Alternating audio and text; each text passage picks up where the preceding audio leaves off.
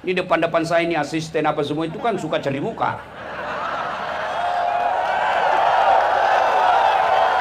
Iya toh?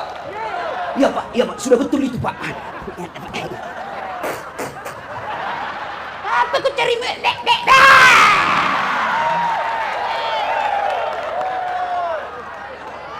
Hei, ada masalahmu bos, curhat kepada Allah. Saudaraku pegawai negeri, ada masalahmu, jangan kau cari muka sama PJ.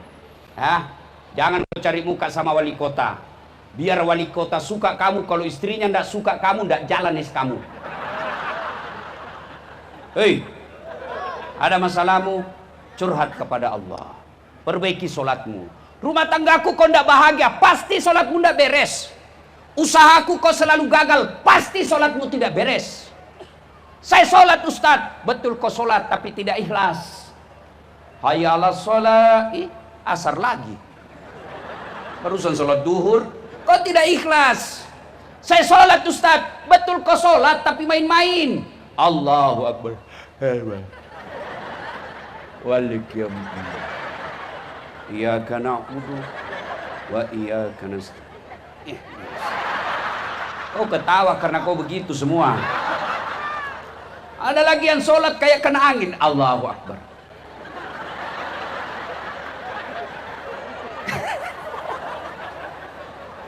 Ada lagi sholat lebih kah.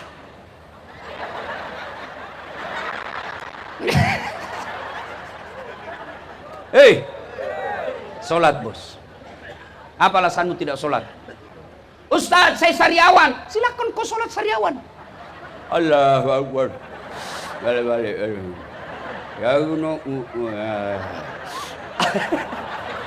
Allah tahu kau lagi sariawan. Ya, Ustaz, saya tidak bisa berdiri Ustaz. Allah kasih kau keringanan, duduk. Lambat loading itu bapak itu tadi. Ya, hei, kita lagi di hutan Ustaz. Kencing, tidak dapat air. Kau pakai daun. Ini urusan laki-laki. Misal tak? Kebiasaanmu kencing berdiri. Tidak ada air. Agama mengajarkan kau ambil daun 3 lembar. Berapa? 3 lembar. Caranya, ambil daun pertama, gosok ke bawah. Kenapa ibu-ibu yang sensi? Ambil daun kedua, gosok lagi ke atas. Ambil daun ketiga, gosok lagi ke bawah. Begitu cara gosoknya. Jangan kau kasih begini, tambah kotor. Salatullah ala toha, salatullah ala yasin. Kita lagi tangkap ikan Ustadz di laut. Kita tidak tahu kiblat Ustadz, tidak ada kompas. Kau lihat di mana matahari terbenam. Di situ matahari terbenam, kau arahkan perahumu takbir. Allahu Akbar. Tiba-tiba perahu goyang. Tidak usah pula kau goyang-goyang lagi begini. Jelas? Tidak bisa duduk, Allah kasih keringanan, kau baring. Tidak bisa baring, kau sholat pakai isyarat. Tinggal matamu kau kasih goyang-goyang. Allahu Akbar. Sami Allahu liman hamidah. Tidak bisa juga Ustaz. Allah kasih lagi keringanan, kau sholat dalam hati. Mata tidak bergerak, bibir sudah tidak bergerak, tangan sudah tidak bergerak, tinggal mata dalam hatimu. Bayangkan lagi ruku, baca doa ruku. Tidak bisa juga itu Ustaz. Ambil kain putih, bungkus, bawa di kubur. Apa alasanmu anak muda tidak mau sholat? Ustaz, saya kaya Ustaz. Ada kala kayanya Nabi Sulaiman. Itu Nabi Sulaiman Pak, kerikil rumahnya emas. Ada di sini kerikil rumahnya emas. Paling orang Bugis kalau kaya giginya dia kasih emas.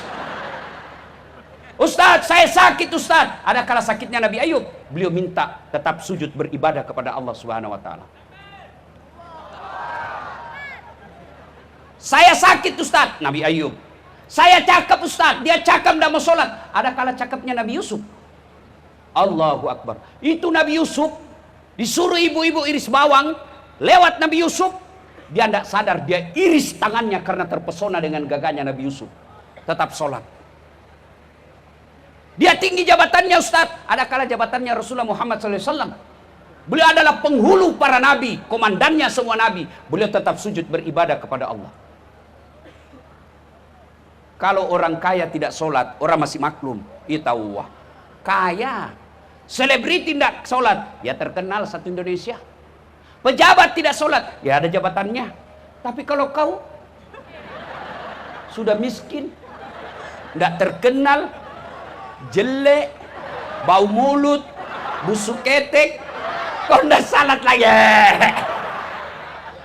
Maka hikmah maulid pertama, yuk bawa pulang apapun masalahmu, sholat.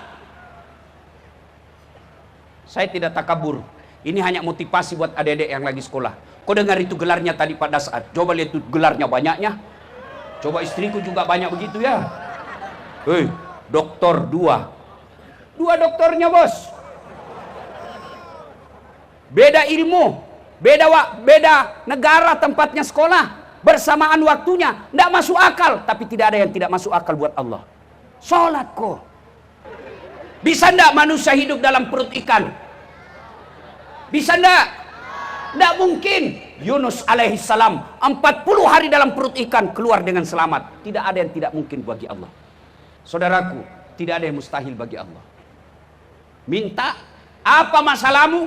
Solatmu diperbaiki. Minta. Sudah minta Ustaz, kenapa Allah tidak kasih? Bukan solatmu yang masalah, tapi apa yang kau minta tidak cocok buat kau.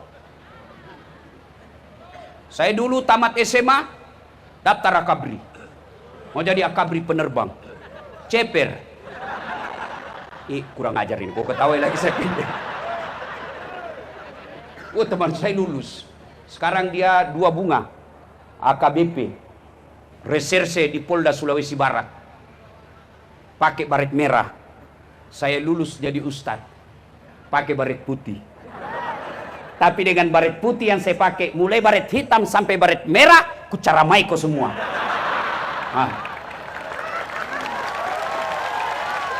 Ayo, minta ya Allah, kasih saya keturunan. Sudah 9 tahun minta tidak dikasih. Allah tahu kau tidak cocok menjadi ibu. Saya minta jadi pegawai negeri, 3 kali daftar, tidak dikasih. Allah tahu kalau kau jadi pegawai negeri, kamu akan korupsi.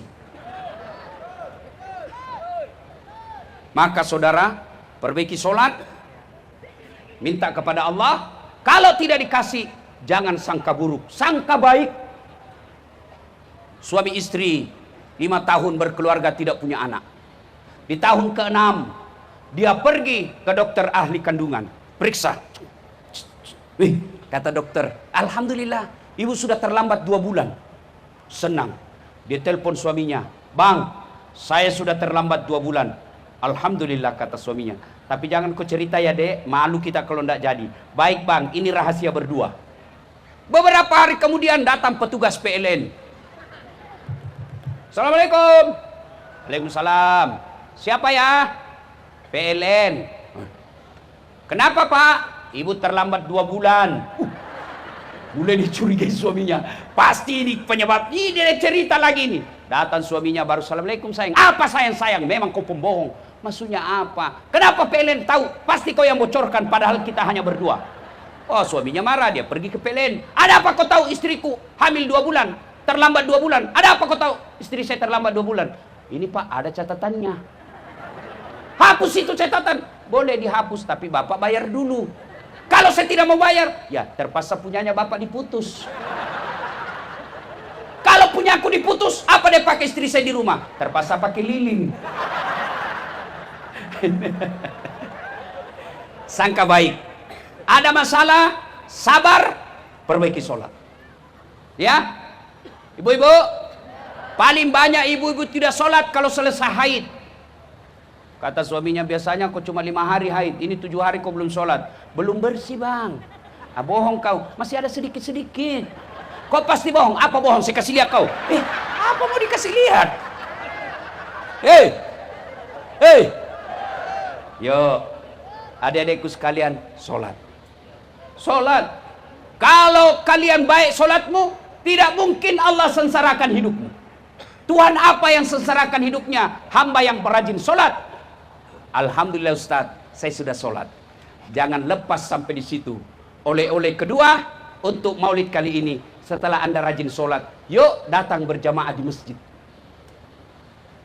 Ada 10 golongan kata Nabi yang dikhawatirkan tidak diterima sholatnya. Satu di antaranya adalah mereka laki-laki normal, sehat, tidak ada halangan, dia tidak datang berjamaah di masjid.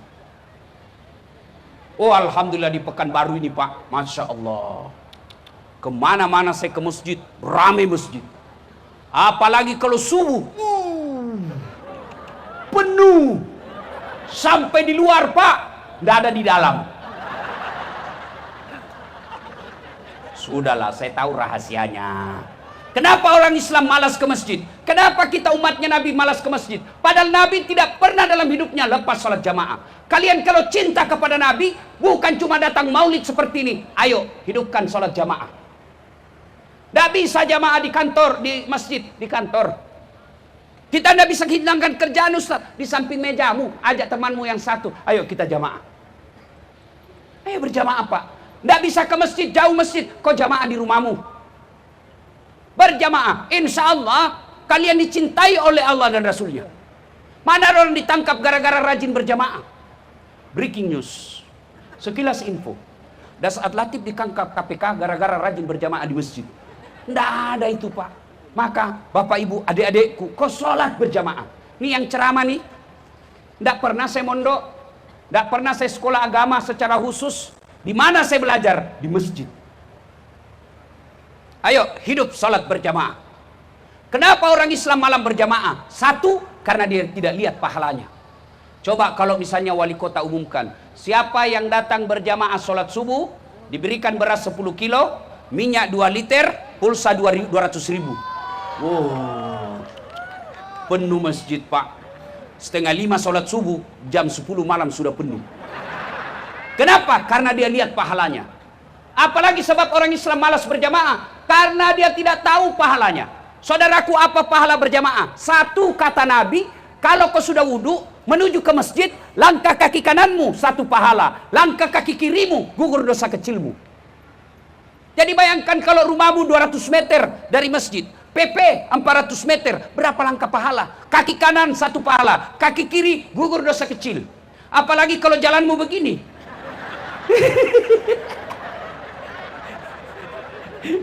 Berapa langkah pahala kau dapat? Apalagi pahala berjamaah kalau gerimis, kalau hujan atau debu yang terbang melengket di bajumu, hujan basah bajumu, itu nanti akan menjadi payungmu, akan menjadi pelindungmu supaya kau tidak disentuh api neraka. Maka kalau hujan jangan cemas.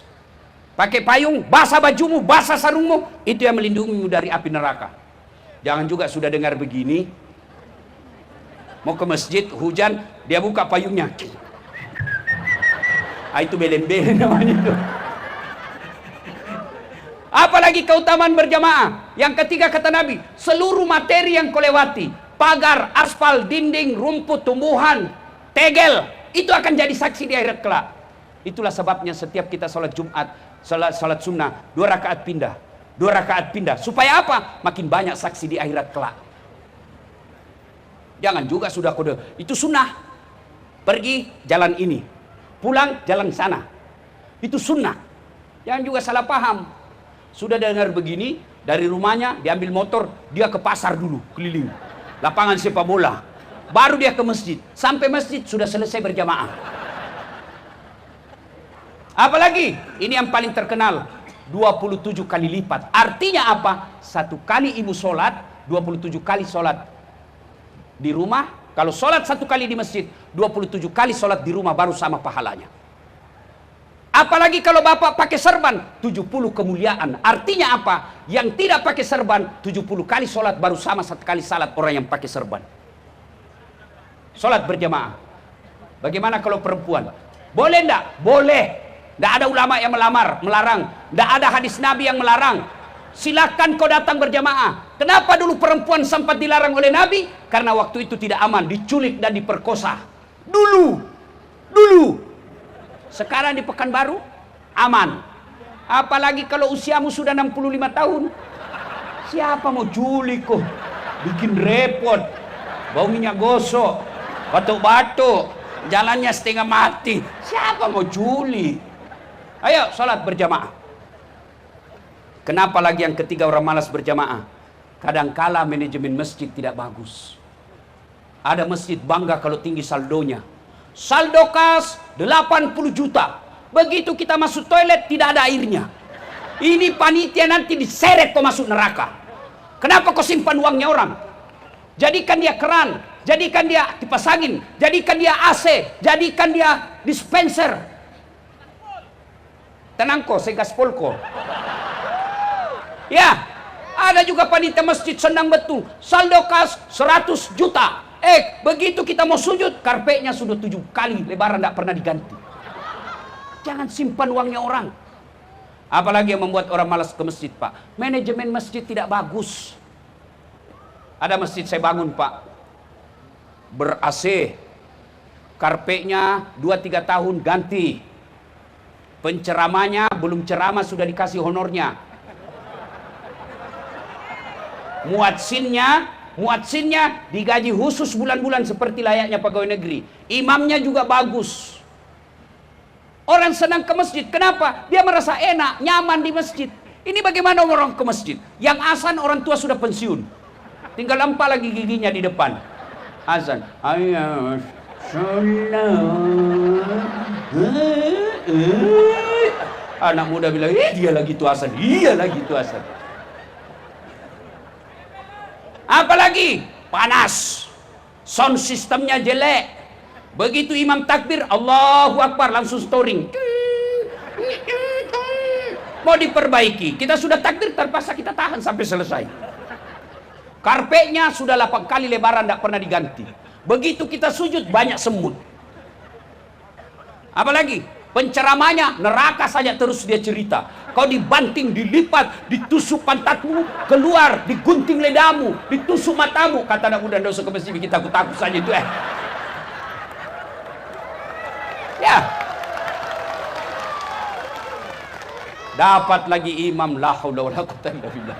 Imam yang suka ganti-ganti tukar-tukar perintah Nabi. Nabi katakan, kalau kau jadi imam ringkaskan bacaan solatmu. Itu perintah agama. Kalau kau jadi imam ringkaskan bacaan solatmu. Ini sekalinya jadi imam mahal. Baru mau takbir sudah lama, Pak.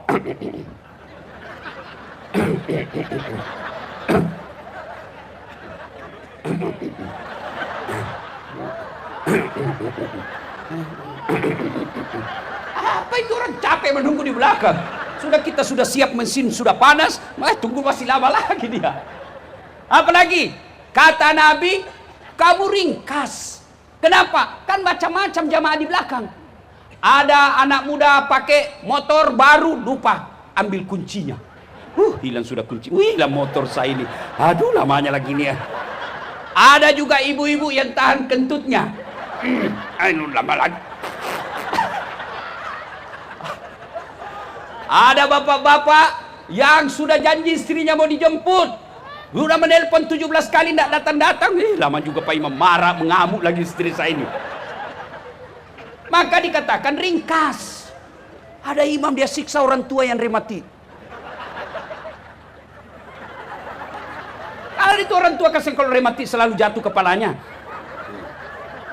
Belum selesai naik lagi kepalanya kembali. Belum selesai jatuh lagi. Waduh kasihannya Pak. Ya, baca ringkas. Yang kedua kata Nabi, baca yang umumnya orang hafal. Kenapa? Supaya satu, kita bisa khusyuk. Coba kalau imam baca wadduha, kita ikut. Kenapa? Kita hafal. Tapi begitu imam membaca surah Al-Anfal ayat 5 sampai 47. Dia khusyuk dengan bacanya, kita khusyuk dengan hayalan. Kita mau ikut, tidak dihafal. Kita mau ruku, imam belum selesai, terpaksa dibaca semua di dinding. Keadaan keuangan masjid.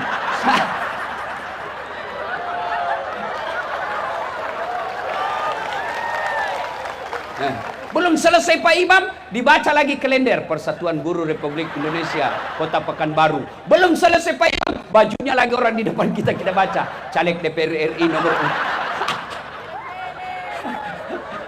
Ya. Ya. Yang kedua kata Nabi, baca yang umumnya orang hafal supaya apa? Supaya kalau kau salah ada yang bisa luruskan. Kalau imam baca watin salah, kita bisa bantu. Tapi begitu dia baca yang hanya dia hafal, ya sudah, hadapi sendiri kesusahanmu.